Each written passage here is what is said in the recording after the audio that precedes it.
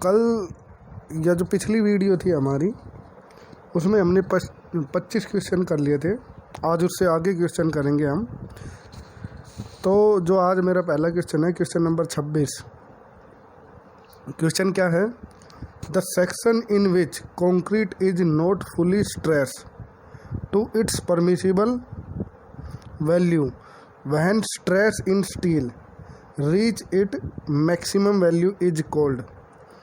मतलब क्या कह रखा है, ये मेरे पास तो एक बैलेंस सेक्शन है, ये मेरा न्यूट्रल एक्सिस हो गया। इसमें बोल क्या रखा है? इसमें बोल रखा है कि कंक्रीट तो आपका फुली स्ट्रेस नहीं है, यानी कंक्रीट पे अभी यहीं पे पहुंचा आपका, बट स्टील आप अपनी परमिसिबल वैल्यू को अचीव कर चुका है, यानी स्टील यहाँ तक आ गया है। तो ये वाला सेक्शन कौन सा था जिसमें स्टील तो परमिसिबल वैल्यू अचीव कर लेता है और कंक्रीट अपनी परमिसिबल वैल्यू अचीव नहीं करता? उस सेक्शन को बोलते हैं हम अंडर रीइंफोर्समेंट सेक्शन। ठीक है। नेक्स्ट क्वेश्चन है आपका क्वेश्चन नंबर 27। क्या है क्वेश्चन?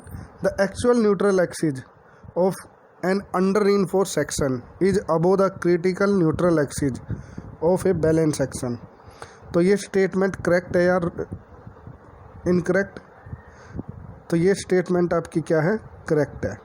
ठीक है। अगर आपको याद ना हो कि न्यूट्रल एक्सिस आपका ऊपर होगा नीचे होगा, ऊपर होगा तो कौन सा सेक्शन होगा, नीचे होगा तो कौन सा सेक्शन होगा, ठीक है, तो आप एक चीज़ करके देख लेना।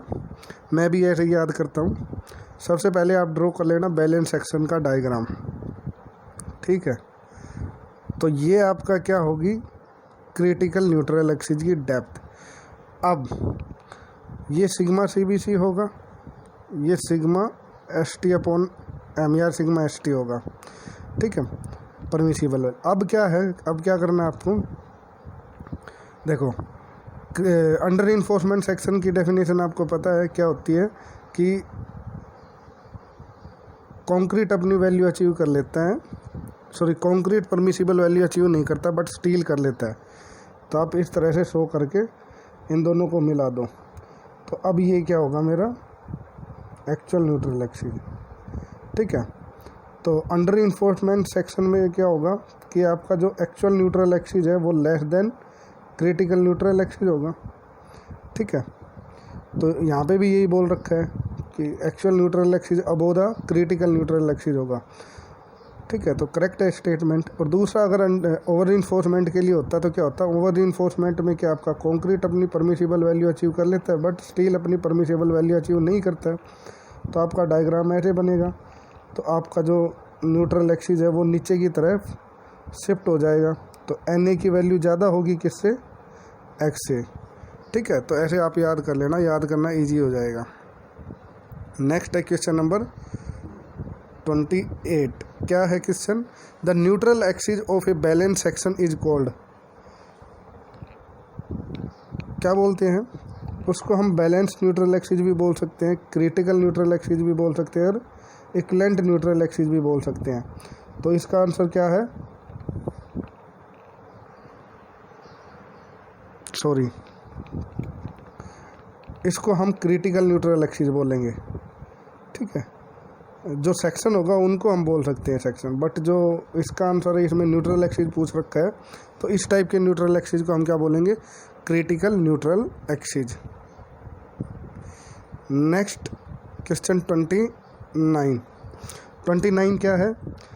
The moment of resistance of under reinforced section is compute on the basis of.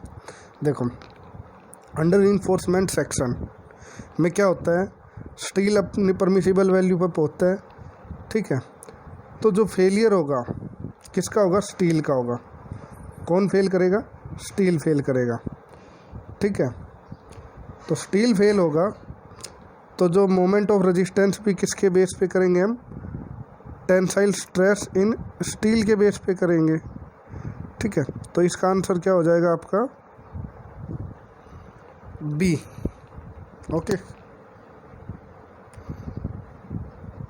Next है 30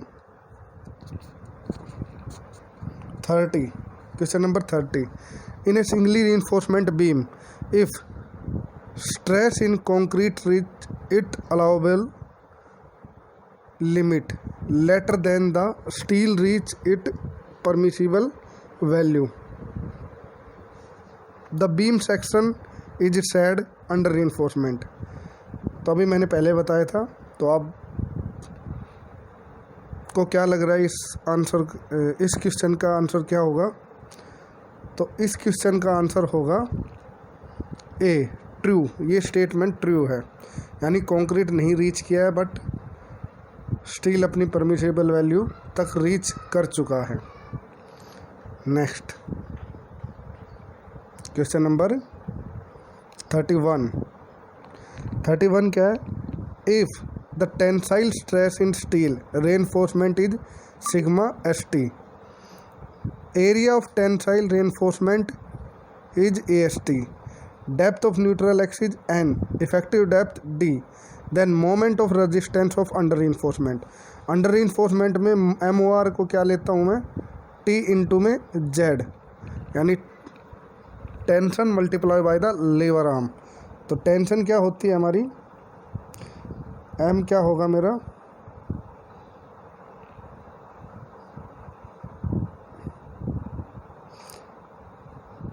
MOR क्या हो जाएगा मेरा? T इंटू में Z। T क्या होगा? Sigma ST AST। Lever arm क्या होगा? D minus N/3। तो आंसर क्या होगा भाई? आंसर होगा आपका C। ठीक है। नेक्स्ट क्वेश्चन आपका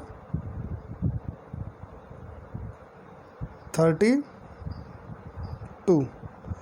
इन an over reinforcement section, over reinforcement section में क्या होगा आपका?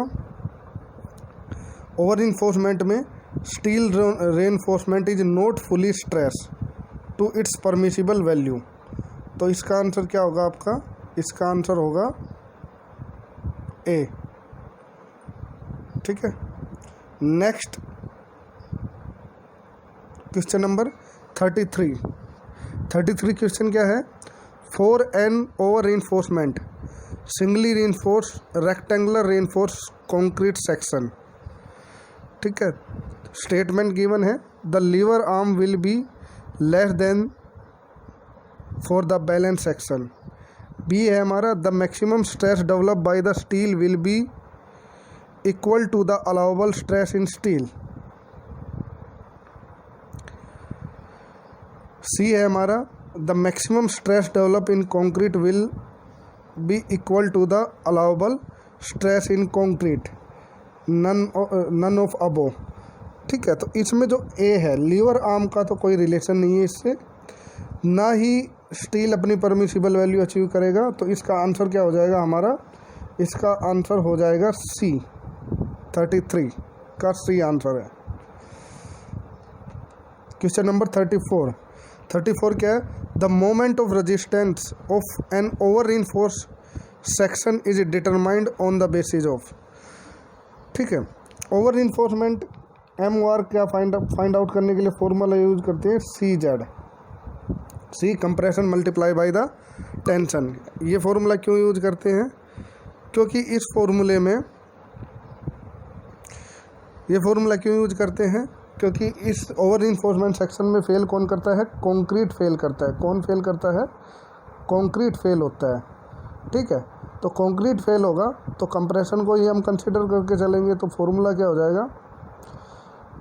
Half sigma CBC PX DN/3। ठीक है। और ऑप्शन में क्या है आंसर? बी। ठीक है। तो 34 का आंसर बी है। नेक्स्ट है 35 क्या है? The neutral axis of an over reinforced section fall. Over reinforcement section का न्यूट्रल एक्सिस मैंने बताया था। ओवर रीइंफोर्समेंट सेक्शन ये आपका क्रिटिकल न्यूट्रल एक्सिस है।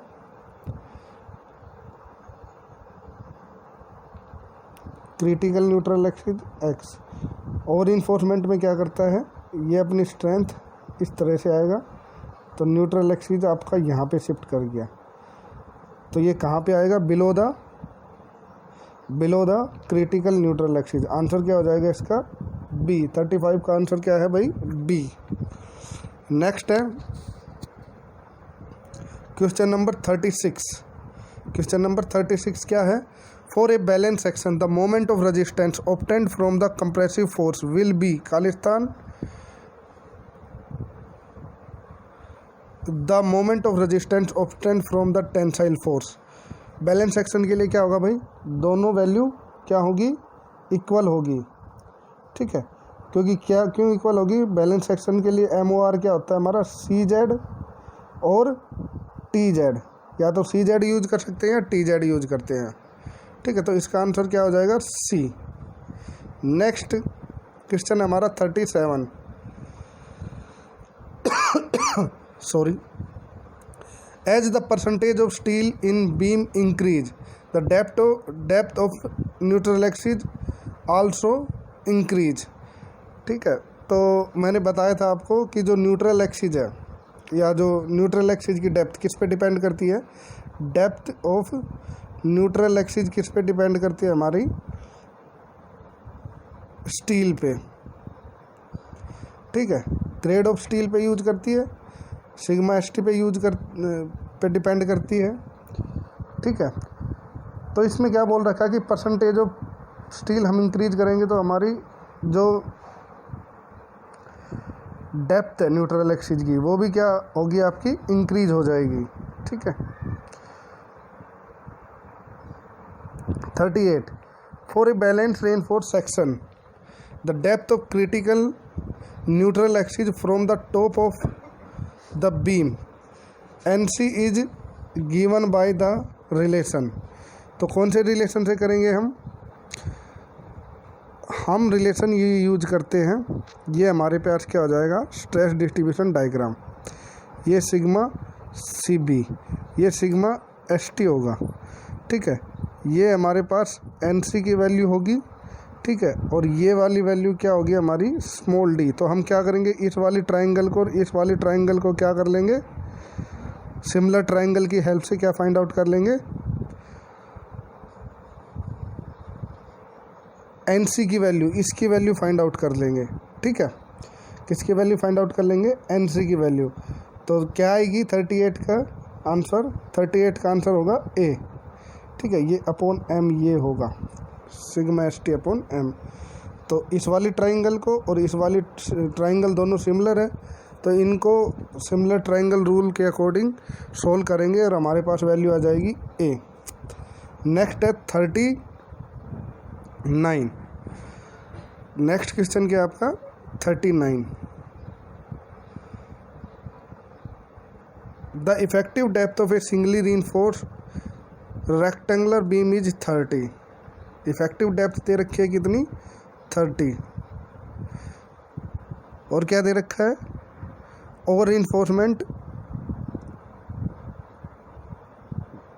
The section is over reinforce and neutral axis is 120 mm below the top. तो neutral axis N की value हमारी कितनी है? 120 mm। ठीक है। If the maximum stress attained by the concrete is इतना 5 Newton per mm square and modular ratio is 18, then the stress develop in steel। ठीक है, तो आप इसको इजीली सोल्व कर सकते हो। कैसे सोल्व करोगे? ये वाला डायग्राम यूज करोगे। ठीक है, इन दोनों ट्राइंगल जो ये दो ट्राइंगल होगी, इन दोनों ट्राइंगल को कंपेयर कर लोगे, आपके पास क्या आ जाएगा? आंसर, जो कि क्या है मैं डायरेक्ट आपको बता देता हूँ। 39 का आंसर होगा आपका P।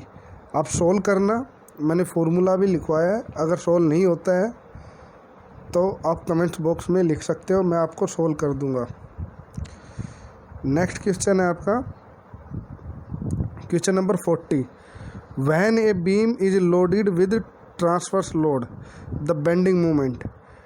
ठीक है, अगर एक बीम पे ट्रांसवर्स लोड लगाएंगे तो बेंडिंग मोमेंट क्या होगा? B and C very from section two section and develop shear stress in beam. ठीक है, एक्चुअली ये क्वेश्चन शियर स्ट्रेस का है। जब मैं शियर स्ट्रेस वाला चैप्टर आपको पढ़ाऊंगा उस टाइम पे सोल्व करवाऊंगा ये क्वेश्चन। नेक्स्ट है हमारा क्वेश्चन नंबर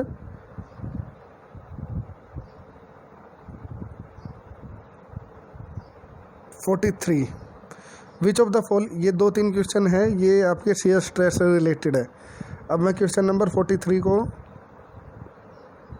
सोल्व करता हूँ।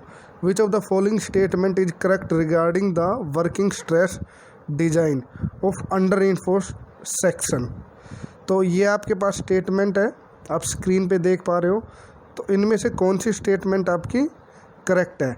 तो इसमें जो स्टेटमेंट नंबर बी एंड सी है वो आपकी क्या होगी? करेक्ट। बी क्या है? Stress in steel in tension will reach its maximum permissible value first, the moment of resistance will be the less than that of the balance section. तो ये दोनों स्टेटमेंट आपकी क्या है? करेक्ट है। नेक्स्ट है आपका क्वेश्चन नंबर 44 क्या है आपका? If the model ratio m, model ratio आपका m है, इफेक्टिव डेप्थ d है, स्मॉल d है, स्ट्रेस रेशो क्या आपका? सिग्मा ST अपॉन में सिग्मा CB